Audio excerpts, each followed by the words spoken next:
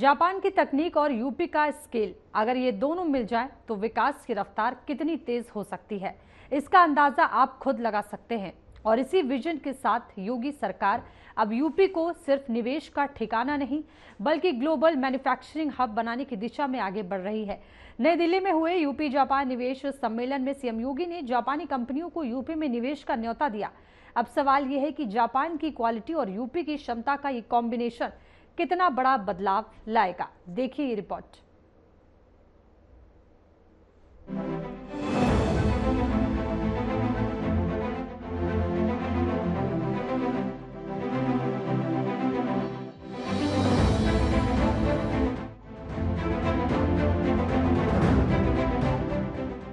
उत्तर प्रदेश के कैबिनेट मंत्री जयवीर सिंह जी इस वक्त हमारे साथ हैं। सर, आज यहाँ दिल्ली में आप मौजूद हैं। योगी आदित्यनाथ जी उत्तर प्रदेश के मुख्यमंत्री भी आज यहाँ थे। उत्तर प्रदेश और जापान के बीच में इन्वेस्टमेंट मीट हुआ है आज, आप इसको कैसे देखते हैं? देखिए, जापान और अपने हिंदुस्तान दोनों में समझौतों की, व्यापारिक संबंधों की और अन्य तरीके से प्रगाढ़ता बढ़ाने की अपार संभावना है। जब यूपी का ग्लोबल इन्वेस्टर समिट हुआ था उस समय जापान और साउथ कोरिया का भ्रमण करने का मुझे अवसर मिला। वहाँ जो टीम गई थी उसको लीड करने का अवसर मिला था। उस समय हम लोग वहाँ के अपने हिंदुस्तान के राजदूत के साथ कोऑर्डिनेशन में तमाम बड़े बड़े जो उद्योगपति, पूंजीपति, वहाँ के गवर्नर, उनके डिप्टी गवर्नर, अन्य प्रशासनिक अधिकारियों के साथ, वहाँ के बड़े उद्योगपतियों के साथ, बड़े निवेशकों के साथ बैठने का, विचार विमर्श करने का और मंत्रणा करने का अवसर प्राप्त हुआ था। उस सौभाग्य से उसी समय वहाँ के जो गवर्नर है उनके सलाहकार के रूप में जो व्यक्ति काम कर रहे हैं वो हमारे फरियाबादी यूपी के ही है। उससे हम लोग को बड़ा सहूलियत मिली, एक संवाद स्थापित करने का अवसर मिला। उसका वहाँ के लगातार उनके संपर्क में रहकर सलाहकार जी ने यहाँ डिप्टी स्पीकर का भी, डिप्टी गवर्नर का भी कार्यक्रम यूपी में लगवाया। कोऑर्डिनेशन हम लोगों के प्रयास से माननीय मुख्यमंत्री के साथ कई सेटिंग हुई, वहाँ के गवर्नर और डिप्टी गवर्नर की कराई। यूपी इन्वेस्ट के साथ बैठक हुई और अंतोगत्वा फरवरी में अपने यूपी के सीएम साहब का वहाँ पे जापान के लिए दौरा भी लगा, जिसमें और धरातल पर तमाम संभावना को उतरने का काम हुआ। उसी के क्रम में फिर एक अभी बीच में वहाँ के डिप्टी गवर्नर के साथ एक सेटिंग हुई। सीएम साहब ने रात भोज भी दिया सेटिंग की। और इसके बाद मैं समझता हूँ कि सबसे बड़ा जो इन्वेस्टमेंट की संभावनाओं के साथ निवेशकों का, उद्योगपतियों का, बड़े वैज्ञानिकों का और वहाँ के गवर्नर के नेतृत्व में ये डेलीगेशन 240 लोगों के साथ दिल्ली में आया हुआ है। कल शाम उनकी यहाँ आगमन हुआ है, जैसे हमारे सीएम साहब, हमारे केंद्रीय वाणिज्य मंत्री पीयूष गोयल साहब के नेतृत्व में हम यूपी के कई मिनिस्टरों के साथ उनको रात्रि भोज का कार्यक्रम था। आज विभिन्न सेशंस में अलग अलग सेक्टर में क्या संभावना हो सकती है, जिस तरह के लोग वहाँ के इन्वेस्टर्स आए हैं, विभिन्न कंपनियों के सीईओ आए हैं, अन्य बड़े लोग आए हैं, उनके साथ विचार विमर्श आज चल रहा है। कल हम लोग सुबह इनको लेकर गलगोटिया यूनिवर्सिटी में जाने वाले हैं। वहाँ से आगरा के ताज को घुमाते हुए लखनऊ जाएंगे और 15-21 तारीख को लखनऊ में भी टूरिज्म की क्या संभावना हो सकती है। टूरिज्म सेक्टर में जापान के साथ, चूँकि बौद्धिज्म मेन सब्जेक्ट है वहाँ का जो आस्था श्रद्धा लोगों की जुड़ी है, बुद्धिस्ट है यहाँ के लोग, और बौद्धिज्म में उत्तर प्रदेश की अपार संभावनाएं हैं, जहाँ टूरिज्म के क्षेत्र में तमाम निवेश आ सकता है, पर्यटकों का आवागमन बढ़ सकता है। उस पर भी एक सेशन है। ग्रीन एनर्जी पर और अन्य तमाम चीज़ों पर, चूंकि टेक्नोलॉजी में जापान का कोई जवाब नहीं और भारत खासतौर से विभिन्न क्षेत्रों में जो नए इनोवेशंस हैं उसमें जापान ने बहुत आगे एडवांस टेक्नोलॉजी में R&D में काम किया है। तो इसलिए मुझे लगता है कि उत्तर प्रदेश और जापान के बीच में जो तमाम संभावनाएं, क्योंकि उत्तर प्रदेश भारत का ऐसा राज्य है जो सबसे बड़ा मार्केट भी है, जापान के इन्वेस्टर के लिए अपार संभावना भी ली है, और उत्तर प्रदेश में जो हमारी रीतियां, नीतियां और कार्यक्रम हैं, चाहे विभिन्न पॉलिसियां लागू करने की बात हो, इन्वेस्टमेंट को FDI को 100% तक ले जाने के नई नीति बनाने का मामला हो, तमाम अन्य सहूलियतें प्रदेश सरकार की नीति निर्धारण में तय हुई हो, इससे जापान के लोगों को भी उत्तर प्रदेश में आने में एक सहूलियत महसूस हो रही है, आसानी महसूस हो रही है, इसलिए वो भी आकर्षित हो रहे हैं। देखिए, चाहे वो नोएडा की विभिन्न एक जापान का पूरा जापान के लिए आरक्षित करके इंडस्ट्री जापानी जो इन्वेस्टर होने के लिए पूरा सेक्टर अलॉट करने का काम हुआ है। इस तरह उत्तर प्रदेश में हमारी एक पॉलिसी है, चाहे हम अगर अपने टूरिज्म पॉलिसी की बात करें तो हम 25 से 30% सब्सिडी दे रहे हैं, 100% FDI को आमंत्रित कर रहे हैं। बौद्धिज्म टूरिज्म डेस्टिनेशन में इंटरनेशनल एयरपोर्ट कुशीनगर में हम लोग डेवलप करके दिए। विभिन्न अभी हमें हाल ही में सारनाथ को यूनेस्को से मान्यता मिलने का काम हुआ है। यूनेस्को की मान्यता मिली है, उससे पूरी वैश्विक आकर्षण वहाँ बढ़ा है। कुशीनगर की बात करें, शंखिसा की बात करें, श्रावस्ती की बात करें, तमाम वो डेस्टिनेशन जो बौद्धिज्म के लिए बहुत पुनीत है, जिनके प्रति लोगों की निष्ठा, श्रद्धा और आस्था जुड़ी है, वो जापान के लोगों को उसके प्रति अपनी श्रद्धा भाव और वहाँ अपना इन्वेस्ट भी करके वो खुद भी अच्छा एक कारोबार व्यापार बढ़ा सकते हैं। और पर्यटकों को आकर्षित करने में भी यूपी के बौद्धिज्म के सेक्टर में हम लोगों ने इतनी संभावना है कि जिनको धरातल पर दोनों देशों के समन्वय से उतारा जा सकता है और दोनों देशों के लिए बहुत ही अनुकूल वातावरण पैदा हो सकता है। इस तरह हमें लगता है कि जापान और उत्तर प्रदेश की जो अपार संभावना उनको धरातल पर उतारने का साकार स्वरूप लेता हुआ ये जो हमारा दौरा है, इन्वेस्टमेंट जापानी इन्वेस्टर्स की जो मीट है, इसको हम लोग कामयाबी के साथ धरातल पर उतारने का काम करने का प्रयास कर रहे हैं। मुझे लगता है कि इसके सकारात्मक परिणाम इस यात्रा से आएंगे। सर, इन्वेस्टमेंट को लेकर यहाँ पर बात हो रही है, वैसे तो यूपी में और भी देशों से इन्वेस्टर्स आते रहते हैं। आपको जापान के साथ ये जो इन्वेस्ट मीटिंग हो रही है कैसे स्पेशल है, क्या खास है इसमें? देखिए, सामाजिक, राजनीतिक, आर्थिक और अन्य पक्षों में एक दूसरे के सहयोगी बनने की अपार संभावना जापान की भारत की है। और विशेषकर उत्तर प्रदेश के प्रति जापान का, उत्तर प्रदेश का जापान के प्रति एक वातावरण जो बना है वो दीर्घकालीन रणनीति के तहत है। दीर्घकालीन व्यापारिक, औद्योगिक और अन्य क्षेत्रों से जुड़ाव का है। निवेश की अपार संभावना जापान के लिए सुखद होगी उत्तर प्रदेश, और उत्तर प्रदेश के लिए नई टेक्नोलॉजी ला करके उत्तर प्रदेश को नए रिसर्च और डेवलपमेंट के क्षेत्र में ले जाने का जो हमारा अभियान चल रहा है उसके लिए फ्रूटफुल होगा जापान।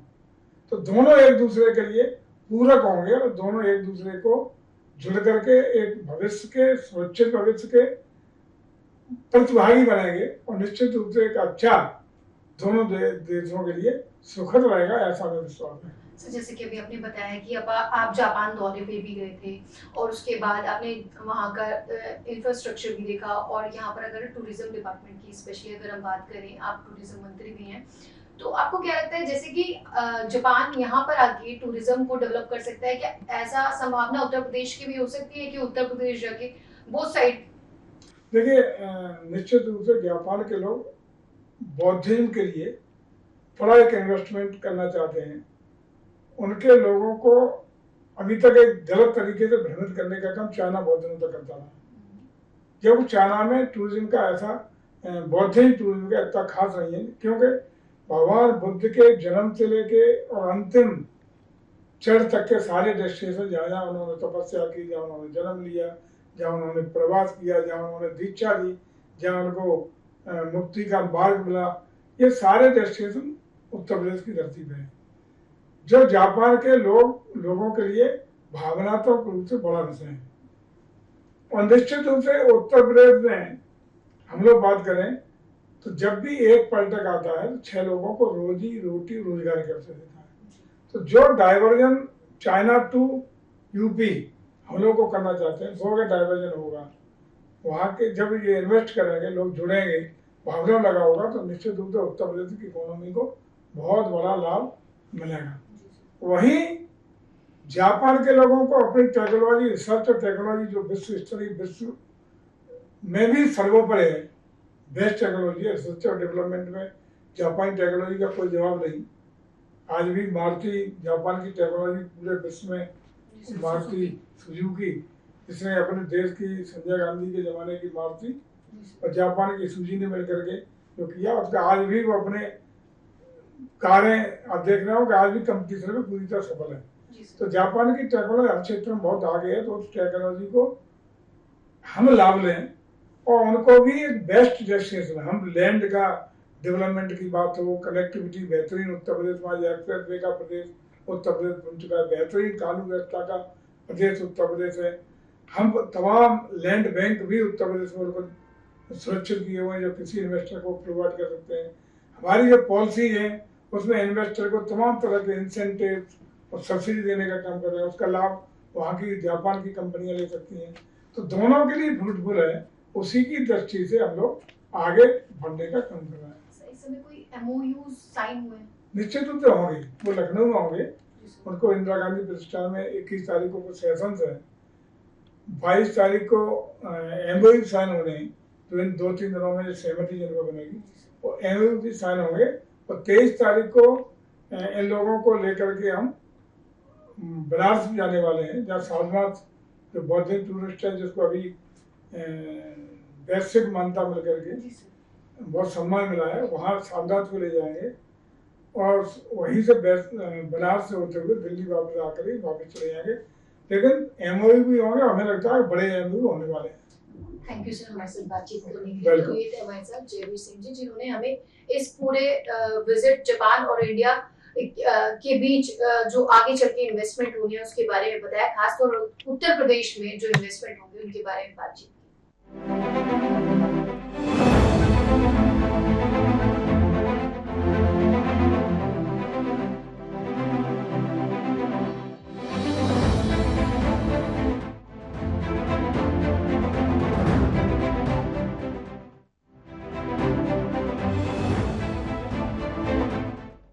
मंत्री सुरेश खन्ना जी इस वक्त हमारे साथ हैं। सर, आज जापान के लोग आए थे, उत्तर प्रदेश और जापान के बीच इन्वेस्टमेंट हो रहा है। आज उत्तर प्रदेश योगी जी की डायनेमिक लीडरशिप में सेफ और सिक्योर डेस्टिनेशन बना जाता है इन्वेस्टमेंट से। जिस दिन से योगी जी सत्ता में आए, मुख्यमंत्री के रूप में उन्होंने लॉ एंड ऑर्डर मेंटेन की और हर प्रकार से विकास का पहिया तेजी से घुमाया। डिफरेंट सेक्टर में पॉलिसीज फ्लोट की, जो कमिटमेंट किया इन्वेस्टर्स से उसको पूरा, इसलिए उत्तर प्रदेश की ऐसी छवि बनी है, इसलिए लोग आकर्षित हो रहे हैं उत्तर प्रदेश में इन्वेस्टमेंट।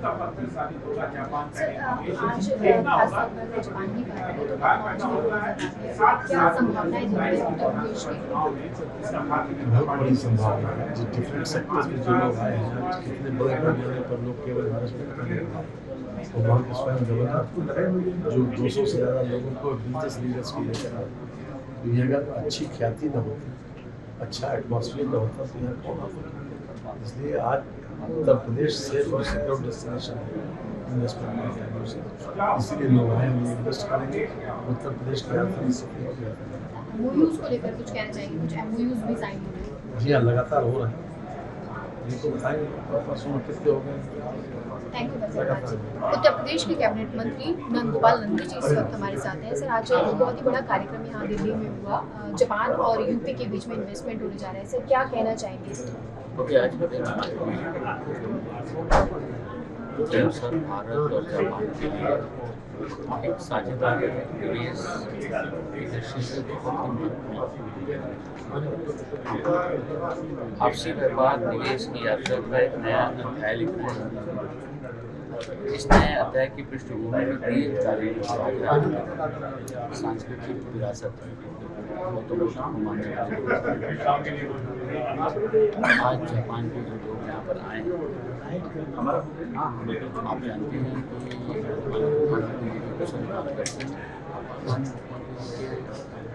कि यशस्वी नेतृत्व में उत्तर प्रदेश में 2017 से 22 तक जो मेहनत की है, उत्तर प्रदेश उत्तम प्रदेश बना, सर्वोत्तम प्रदेश बना।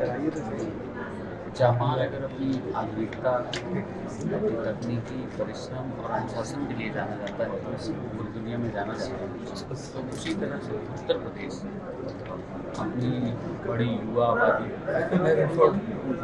बड़ी वर्कफोर्स के साथ साथ 25 करोड़ की आबादी खपत का सबसे बड़ा मार्केट है। विश्व स्तरीय इंफ्रास्ट्रक्चर इंटरनेशनल एयरपोर्ट वाला देश का पहला राज्य उत्तर प्रदेश। एक्सप्रेसवे की बात करें तो करीब देश के एक्सप्रेसवे का 55 से 60% हमारे पास। अभी हम और एक्सप्रेसवे बना रहे हैं, तो देश के पूरे एक्सप्रेसवे का सबसे ज़्यादा 16,000 किलोमीटर हमारे पास रेल का नेटवर्क, 4 लाख किलोमीटर हमारे पास सड़क का नेटवर्क, आदरणीय प्रधानमंत्री जी वाराणसी से लेकर हल्दिया तक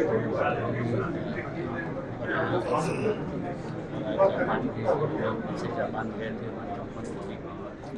और वित्त मंत्री जी के साथ तो वहाँ की यात्रा बड़ी सफल रही। वहाँ के वैष्णव स्वामी दर्शन मिले थे डेलीगेट्स और यामानाशी के गवर्नर जापान से पूरे उनके साथ जो डेलीगेट्स हैं मेजॉरिटी आज भी हमने 2 कंपनी के साथ जो जापान और भारत के साथ साझा है, यूपी में 2 इंडस्ट्री लगाने का शिलान्यास भी किया। निश्चित रूप से आज के समय में ऑटोमोबाइल्स, इलेक्ट्रॉनिक्स, सेमीकंडक्टर, रक्षा उत्पादन, मेडिकल तकनीकी, robotic, artificial intelligence, green energy जैसे सिस्टम हम साथ मिलकर के आगे बढ़ते हैं। उत्तर प्रदेश यामानाशी पार्टनरशिप इस दृष्टिकोण से एक उत्कृष्ट उदाहरण संस्थागत समझ के रूप में शुरू हुई या partnership green hydrogen research, skill और टेक्नोलॉजी जैसे क्षेत्रों में ठोस सहयोग की दिशा में आगे बढ़ रहे हैं। पुनः आए हुए सभी डेलीगेट्स इंडस्ट्रीज को लेकर अगर स्पेशली हम बात करें तो कुछ MOUs पर कुछ साइन होने हैं, बहुत सारे साइन होने हैं, ऐसी प्रक्रिया है।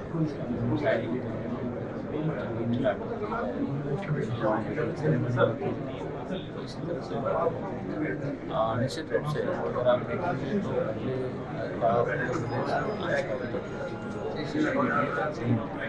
आज इंडस्ट्री खुद अपनी जबान से बोलता है, अपने मन से बोलता है। इंडस्ट्रीज ही नहीं, आम इंसान भी बोलता है, बेटियाँ बोलती हैं, छोटा व्यापारी बोलता है, बड़ा व्यापारी बोलता है, चेंज आए। इसलिए दुनिया के लिए सर बहुत सारे इन्वेस्टमेंट हुए हैं लगातार उत्तर प्रदेश में। सर इस जापान और इंडिया के जो यूपी के स्पेशली अगर हम बोले तो इस इन्वेस्टमेंट को आप अलग कैसे देखते हैं?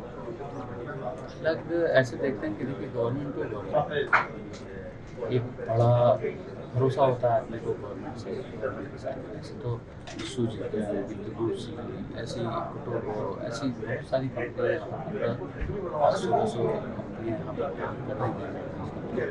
लेकिन यामानाशी गवर्नर यहाँ आए, उनके साथ उनके लीडर आए, उनकी टीम आई, उनका भरोसा बढ़ता है। यहाँ के माननीय मुख्यमंत्री जी को लगता है और तो उनको भरोसा बढ़ता है, उनका विश्वास बढ़ता है और हम हर तरह से क्योंकि उत्तर प्रदेश की एक अम्ब्रेला पॉलिसी, हमारी एक अम्ब्रेला पॉलिसी, उसमें 36 सेक्टोरियल पॉलिसी, तो हर फील्ड में हम कुछ अच्छा करें। हमने कोशिश की है कि दुनिया की जो सबसे बेस्ट इंडस्ट्री पॉलिसी बन सकती है वो बनाए। थैंक यू हमारे साथ बातचीत करने के लिए। तो ये थे हमारे साथ उत्तर प्रदेश के कैबिनेट मंत्री नंद गोपाल नंदी जी, जिन्होंने हमें आज के इस कार्यक्रम के बारे में जानकारी। कैमरा पर्सन विक्की के साथ सपना चारण साथ।